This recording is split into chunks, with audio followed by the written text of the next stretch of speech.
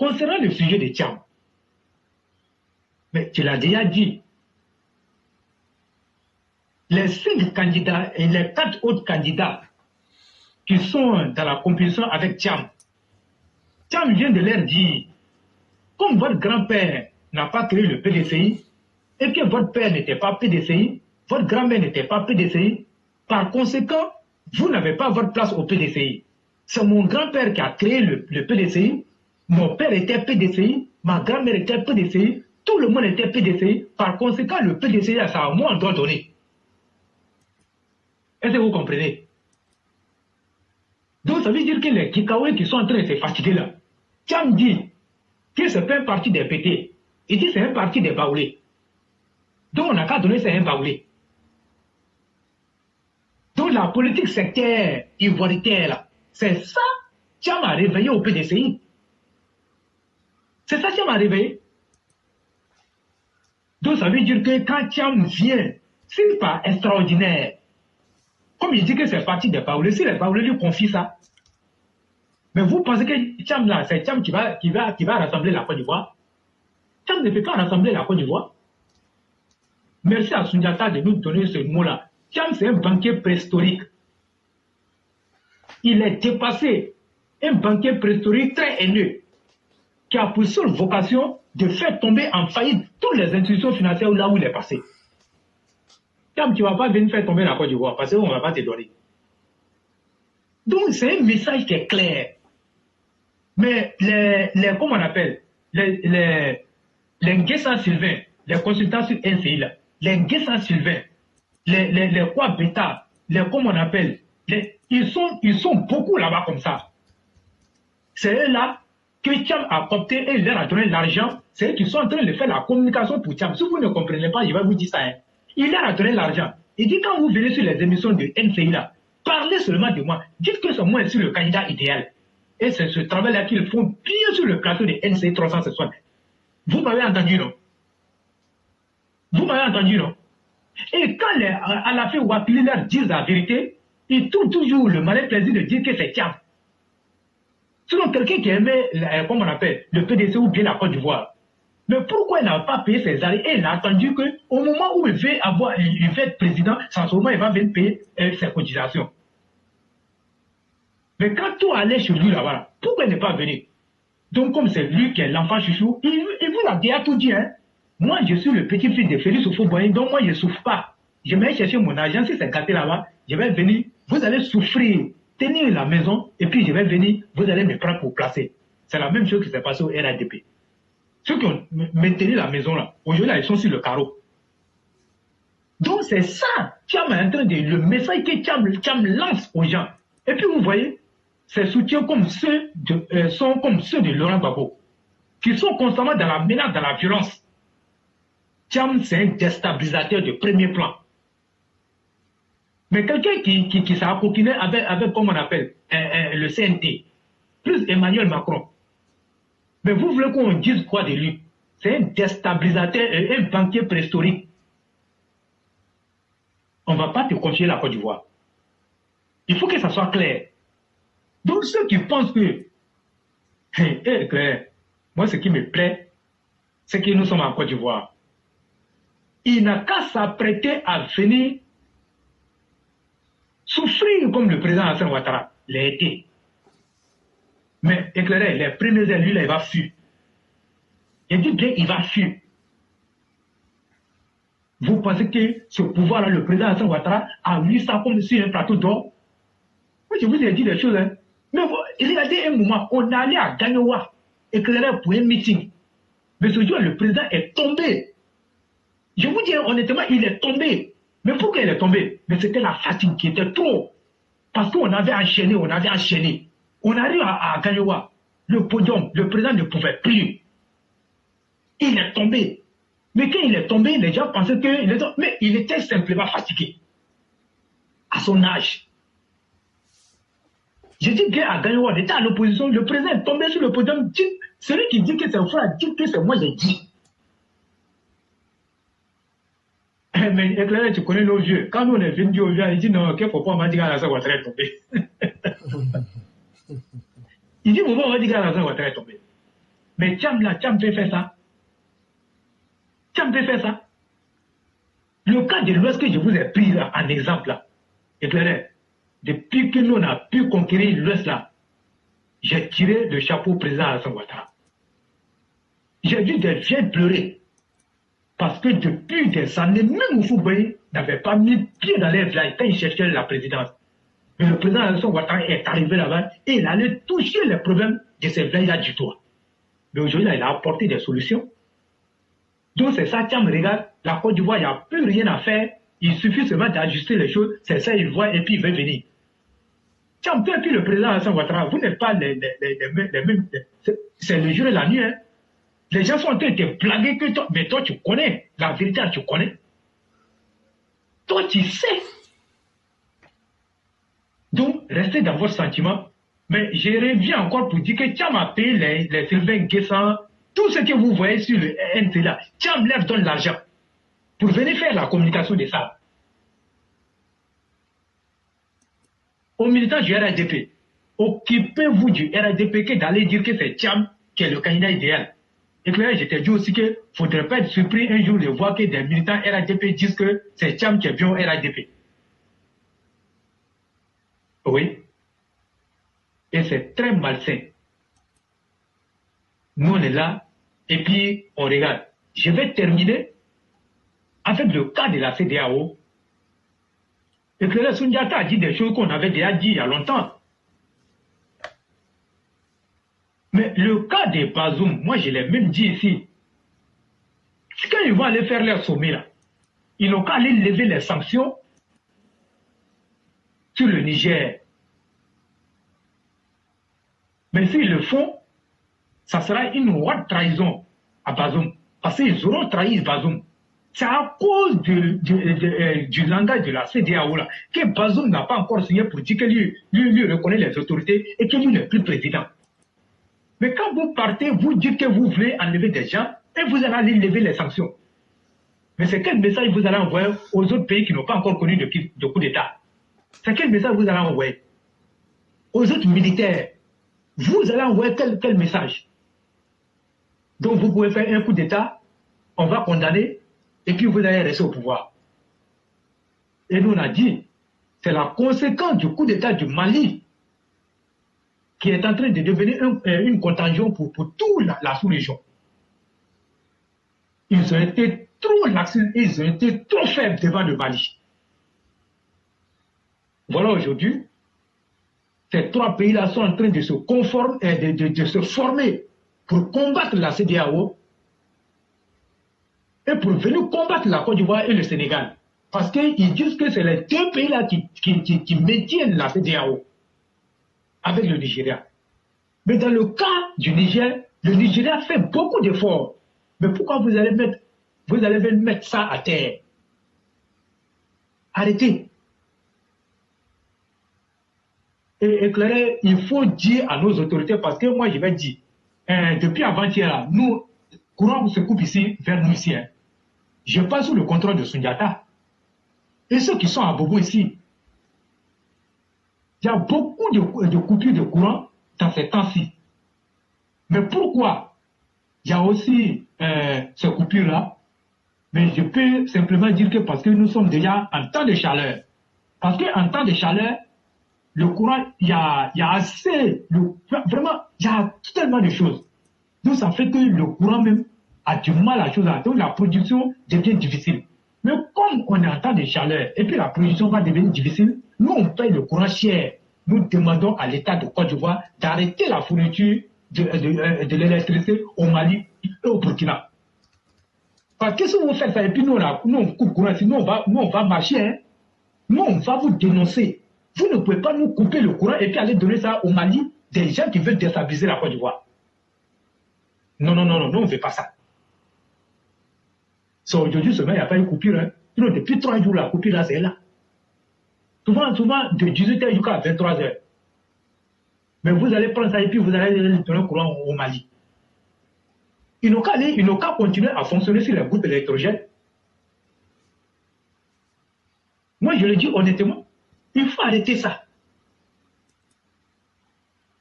Les frontières aussi, il faut les fermer. J'ai vu ceux qui ont manifesté parce que c'est le train, comment on appelle, des barrages, ils n'ont pas... Mais qui manifeste là? Si on a coupé ça, ça fait quoi même? Si on a coupé ça, ça fait quoi? On peut vivre ici. Et il ne peut pas nous faire chanter. Et je l'ai dit honnêtement, il faut arrêter ça. Et celui qui a parlé dans la vidéo l'éclairé, il a tellement bien expliqué les choses. Aujourd'hui, à force même de donner un tout à ces Maliens-là, ça les encourage même à dire qu'il faut déstabiliser la Côte d'Ivoire. Pourquoi vous voulez plaire à des gens qui disent qu'ils ne veulent pas? Quand quelqu'un dit tu veux faire le bonheur de quelqu'un à sa place et puis il dit qu'il ne veut pas que je ne veux pas que tu fasses mon bonheur là. Mais toi, ton bonheur, il est où? Mais il faut arrêter. Mais si toi, tu continues à vouloir faire moi mon bonheur là, mais c'est le problème qui me cherche. Est-ce que tu as dit que je veux bonheur? Je ne sais pas dire je veux bonheur. Je parle à l'État de Côte d'Ivoire. Est-ce que les Maliens vous ont dit qu'ils veulent bonheur chez eux là-bas? Ils disent que, comment on appelle, ils préfèrent la révolution. Mais pourquoi vous allez les aider? Mais c'est à cause de tout ça là, qu'ils se lèvent et puis nous insultent là. C'est l'État de Côte d'Ivoire qui leur donne ça. Et je dis, c'est le président Alassane Ouattara qui permet aux Maliens de nous insulter. Monsieur le Président, je le répète ici tous les jours, tu n'as pas été élu par les Maliens ici. Quand ils ont coupé les bois là pour tuer les gens là, ce ne sont pas les Maliens qui sont morts. Mais nous, on est morts là. C'était pour que tu sois au pouvoir. Mais pourquoi tu fais toujours générer avec ces Maliens là? Qu'est-ce qu'ils t'apportent ici? Qu'est-ce qu'ils t'apportent? C'est Burkinabé qui disent qu'il faut que le pouvoir soit renversé là. Qu'est-ce qu'ils t'apportent? Quand on votait ici là, ils étaient où? Monsieur le Président, la colère du peuple, arrêtez-nous ça. Les gens sont en colère. Je dis bien les gens sont en colère. Enlevez le Mali, le Burkina et puis le Niger dans votre programme. Nous, on est un seul pays. Hein. On est un seul pays. On n'a pas d'autres pays ailleurs. Quand ce pays-là va déstabiliser, ils vont tous nous tuer ici. Hein. Parce que nous, on ne voit pas où nous on va partir pour être à l'aise là-bas. C'est dans le désert, moi, j'allais me retrouver pour manger seulement le mil. Pour manger le mil et puis boire le lait seulement. C'est au Niger, je vais aller me retrouver. Monsieur le Président, ne faites pas ça. Et puis un jour, les Ivoiriens vont se retrouver là-bas. Vous avez assez fait. Même, vous avez accueilli ces Maliens et puis ces Burkinabés ici, dans les camps de réfugiés, mais ils ont trouvé encore deux choses pour dire que ce n'est pas l'État de Côte d'Ivoire qui prend ça en charge. Mais pourtant, on a vu, l'ONU vous a félicité ici, que c'est un cas unique pour les efforts que vous avez consentis pour accueillir ces personnes-là sur votre territoire. Vous les nourrissez ici. Mais ne dit-on pas que l'ingratitude, c'est la méconnaissance du bienfait? C'est les Ivoiriens qui t'ont porté à la tête de leur pays pour que tu règles les problèmes et tu le fais si bien. Donc il faut arrêter. Les Maliens et puis les Burkinabés, les Haoussa là, ce ne sont pas nos priorités ici. Ils ne sont pas notre priorité. Et même nos deux gendarmes qui sont encore à Ouagadougou, quel péché ils ont commis pour se retrouver là-bas? Quel péché ils ont commis? Et vous pensez que si ceux-là, ils voulaient qu'on règle le problème à l'amiable, ils n'allaient pas les libérer? Comme ce qu'on a fait aux policiers maliens ici. Mais pourquoi ils les maintiennent là-bas? Aujourd'hui, ils attaquent, ils seront bien sur leur territoire. Et ils sont en fond dans les plans pour déstabiliser le pays. Monsieur le Président, je sais que vous savez, mais nous, on est en train de vous dire, on dit chez nous là, quand l'enfant grimpe l'arbre là, et puis il attrape les branches là, on sait qu'il ne va pas tomber, hein, mais quand même, on lui dit qu'il faut bien attraper les branches. C'est par mesure de précaution. Nous, on sait, mais nous, on va vous dire que ce que vous êtes en train de faire là, ça risque de retomber sur nous ici. Sourougan qui dit qu'il met fin à son exil là, pourquoi il ne vient pas directement au pays? C'est parce que les gens lui ont donné des garanties là-bas qu'il peut venir se faire une base ailleurs là-bas pour venir déstabiliser la Côte d'Ivoire. Il est nourri, blanchi là-bas par Assimi Goïta. Monsieur le Président, pourquoi vous faites ça? Pourquoi vous faites ça? Éclairez, Si tu as quelque chose à ajouter. Vraiment, merci beaucoup, cher frère. Merci pour la revue de l'actualité que vous avez fait. Et effectivement, vous m'avez rappelé des vieux souvenirs. C'était en 2021 lorsque j'écrivais Le Retour des Taipans. Et je vais encore lire ce texte. Et peut-être que certains vont voir un peu de quoi tu parlais. Et donc, ce texte-là, il a été écrit en mars 2021. Le retour des Taipans du désert. Par anticipation, je peux prédire que le communiqué d'Alain Lobognon, dans lequel il se proposait un réconciliateur entre Soro Guillaume et le président ivoirien, va tellement éblouir les tenants du pouvoir actuel qu'ils n'hésiteront pas à ouvrir les grâces du palais d'Abidjan à ce croque-mort. Avant commandant Begré, on a aussi vu un certain Meïté Sendou, un autre Soro Kanigi et même une Célestine Tazéré et encore un Alphonse Soro qui se disait également œuvrer pour une réconciliation entre le président Alassane Ouattara et Guillaume Soro. Et se proposait même de faire leur retour dans le parti au pouvoir qu'est le RHDP. Serait-ce la nouvelle méthode magique pour revenir manger au restaurant RHDP? En tout cas, la question est posée. En tout état de cause, c'est à croire que nos dirigeants actuels sont devenus amnésiques. Comment pouvons-nous ouvrir si facilement la porte à ces suppôts du diable, Soro Guillaume? J'estime que ces serpents venimeux sont en mission pour reconstituer un nid autour du président Alassane Ouattara et définitivement l'assaillir dès que Soro aura, entre guillemets, appuyé sur sa télécommande. Les fastes du pouvoir auront-ils alourdi nos princes et leurs courtisans de sorte qu'ils ne peuvent plus faire la différence entre leurs véritables ennemis et leurs soutiens véritables? En 2021, toutes les bases du RHDP sont dans la tourmente face à des questions existentielles sur l'avenir même du pays en termes de justice, de stabilité, de respect des droits fondamentaux, de corruption, de gestion maladroite du RHDP, politique laxiste à l'égard des opposants assassins et j'en passe. À part le président Alassane Ouattara et très peu de cadres autour de lui, la grande majorité rame à contre-courant de la logique du président et à l'opposé de ce que les militants et les militantes de la majorité du peuple souhaiteraient. Lorsque nous faisons des cas de difficulté, une seule réponse nous revient. Vous vous plaignez trop.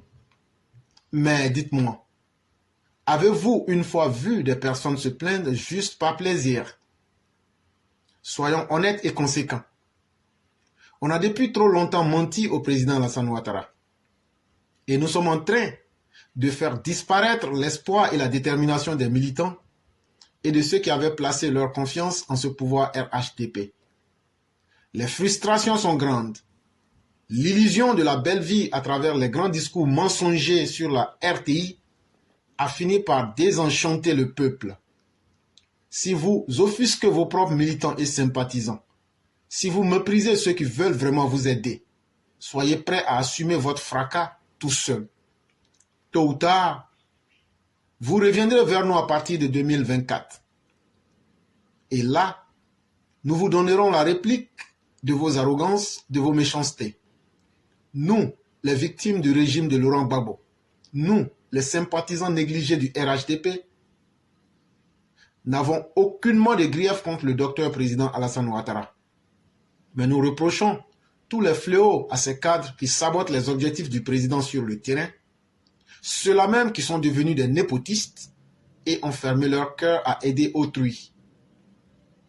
On ne continuera pas à ressasser vos méfaits, mais retenez que 2025 risque d'être le caillou dans vos souliers, car nous pourrions essayer d'autres alternatives autres que vous. Entre-temps, continuez à vous faire envahir par vos nouveaux amis, c'est-à-dire les serpents de Soro Guillaume, les espions du PDCI et les pervers haineux du FPI qui vous massacreront en temps voulu.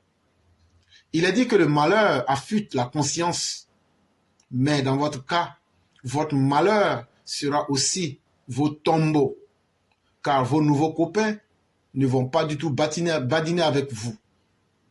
Et par conséquent, malheureusement, avec vos militants. Source éclaireur pro-vérité, c'est un texte qui a été écrit en mars 2021. Et comme vous avez évoqué le texte, je l'ai recherché et puis j'ai voulu le lire, c'était tout. Pour ma part, je vais dire qu'on va s'arrêter là. Dire merci à tous ceux qui nous ont suivis, à tous ceux qui ont mis les cœurs, à tous ceux qui sont restés tard, parce qu'on a commencé tard. Et cette détermination vaut son pesant d'or. Et continuons d'être résilients, continuons de soutenir le docteur président. Et Dieu même sera avec nous, parce que nous pensons être sur la voie de la vérité. Et donc, le roi du printemps, on va vous laisser faire la conclusion. Merci beaucoup. Merci de faire ressortir ce test-là. Merci. Parce que souvent, il faut ça. Puisqu'on a dit des choses ici, et aujourd'hui, voilà ce qui est en train de se passer. Et donc, moi, je vais dire à la population d'Abobo de rester serein, de rester en tout cas sereine. Les travaux sont en cours et en tout cas, Abobo aura de belles routes. Et nous disons déjà merci au président Hassan Ouattara parce que les choses sont en train de se dessiner. Aujourd'hui, le tunnel, le bitume du tunnel là a été fait aujourd'hui et les travaux sont en train d'avancer parce que le tunnel sera ouvert à la circulation en fin décembre. Et vraiment, merci beaucoup. Et je dis merci à tous les élèves de la classe.